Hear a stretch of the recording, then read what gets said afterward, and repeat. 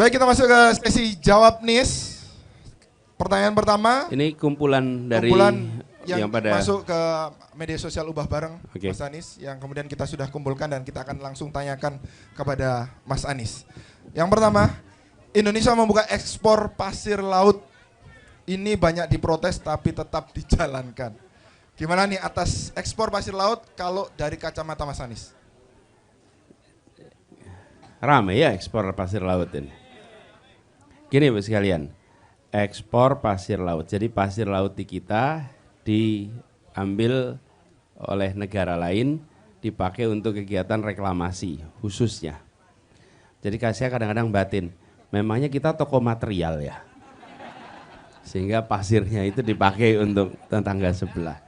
Kita sederhana, kita akan stop ekspor pasir.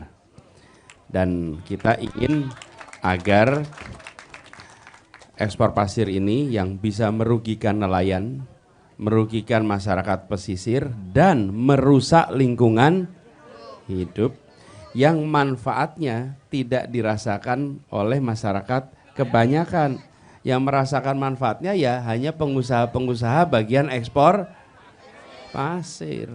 Nah ini kita ingin agar kebijakan kita itu memperhitungkan juga tentang kedaulatan wilayah. Bapak Ibu, ketika kita mengekspor pasir untuk reklamasi, apa sih yang terjadi? Itu artinya kita memberikan tanah kita supaya negara lain lahannya lebih luas. Tanah mereka menjadi lebih luas. Pakai tanah siapa? Tanah kita. Lah kalau memang Anda mau meluaskan tanah, pakai aja tanah Anda sendiri. Kenapa harus pakai tanah kita? Ini prinsip yang sederhana.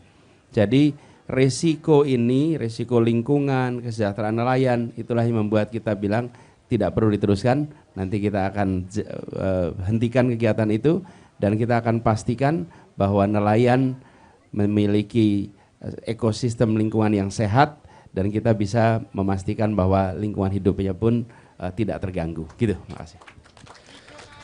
Baik, pertanyaan kedua dari media sosial yang disampaikan teman-teman, dari teman-teman netizen. Mas Jokowi dulu mau bikin tol laut, Mas Anies. Kalau Bapak mau buat apa nih untuk transportasi laut di Indonesia? Tol udara itu ngopo Bu? Iya ya.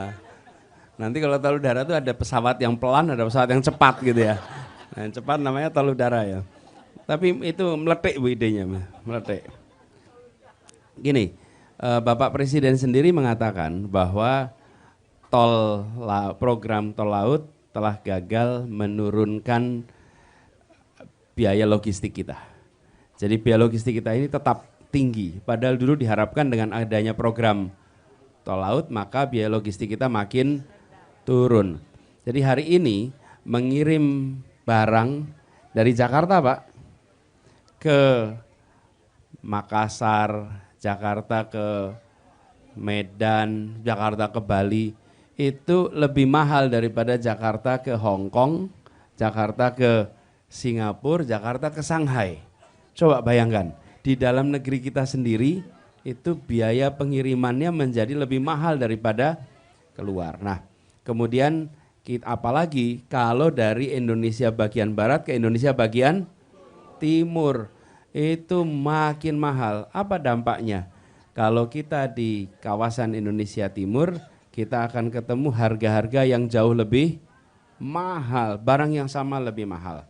Nah, lalu apa yang kita perlu kerjakan? Menurut saya begini, kita bukan sekedar menyediakan transportasinya, tol lautnya, tapi yang harus dikerjakan adalah mengefisienkan mata rantai pasoknya. Apa itu? Mulai dari infrastruktur pelabuhannya diperbaiki. Kita punya kapal yang banyak, tapi kalau infrastruktur pelabuhan tidak diperbaiki, nggak ada artinya. Betul tidak, Pak? Ini semua yang di dunia perikanan tahu persis. Kemudian yang kedua, mempercepat proses bongkar muat, diberikan ukurannya. Proses bongkar muat itu maksimal berapa lamanya dan disesuaikan dengan kapasitas yang ada. Kemudian yang tidak kalah penting nih, Ini yang namanya pungutan. Pungutan itu di mana-mana. Selama itu tidak diberantas, ongkos masih selalu mahal. Tinggal diberantas. Diberantas itu artinya apa? Keseriusan. Namanya keseriusan mulainya dari yang paling atas. Kalau yang paling atas mengatakan tidak ada toleransi pada pungutan, tidak ada toleransi pada korupsi, maka yang bawah akan ikut. Tapi kalau yang atas tidak ngasih perintah, ke bawah semuanya kita akan ikut korupsi. Nah, begitu itu sudah ada, lalu siapkan penjadwalan yang baik dan benar, otomatis nanti akan bisa terjadi. Nah, ini perlu apa sekalian? Ini tidak memerlukan ilmu pengetahuan yang rumit. Ini perlunya adalah keseriusan. Kalau ditangani serius bisa, tapi kalau sekedar sampingan ya nggak akan jadi. Jadi kami insya Allah siapkan Bapak sekalian keseriusan untuk ini supaya harga-harga di pulau-pulau senusantara ini bisa setara sehingga rakyat merasakan kesejahteraan yang sama. Iya, kata kuncinya adalah Masih ada Bung Li? Banyak. Karena kita butuh apa yang disampaikan oleh Mas Anies tadi, yaitu keseriusan.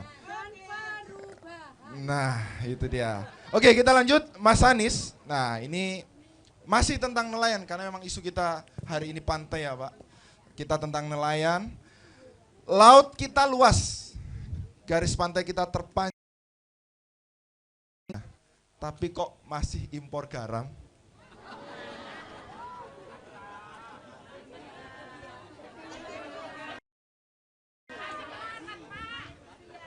Nah itu dia Mas.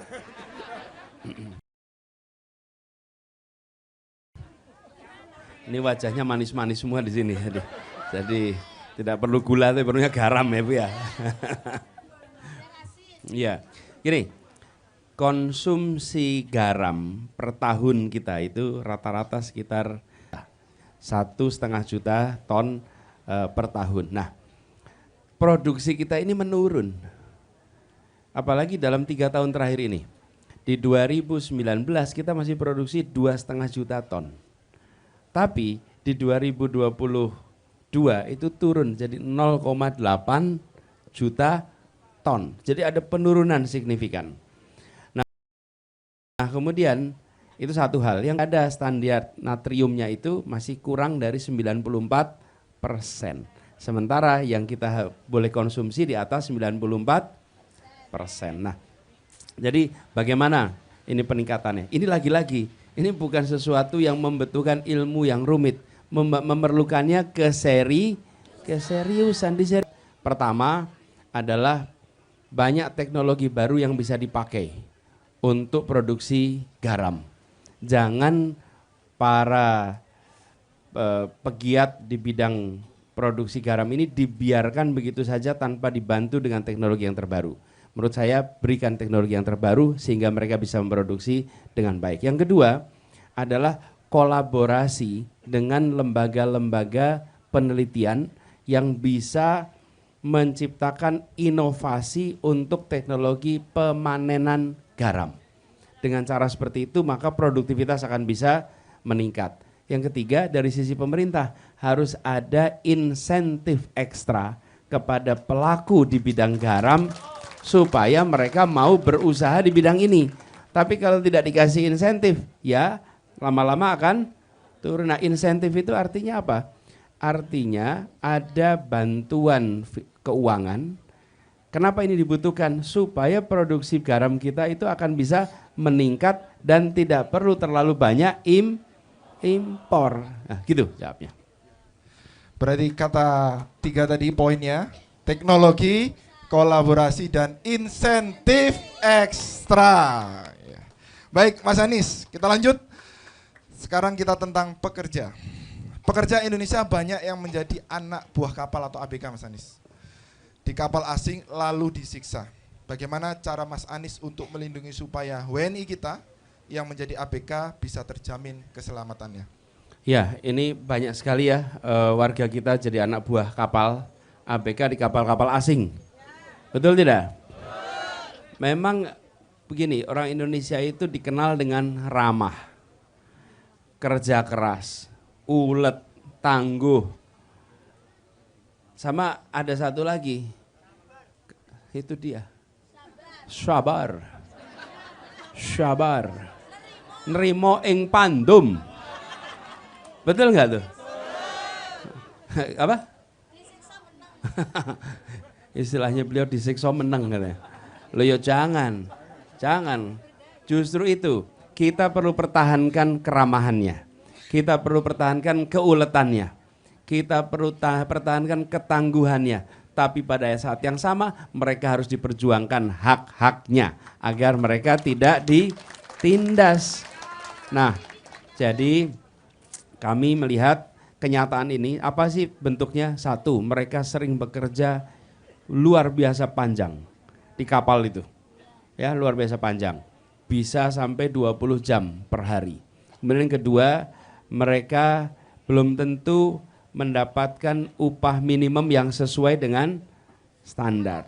Jadi kami dalam konteks ini, gimana sih caranya? Menurut saya selain kita membuat aturan, kita bandingkan. Salah satu negara yang melindungi ABK dengan baik tetangga kita itu negara Thailand.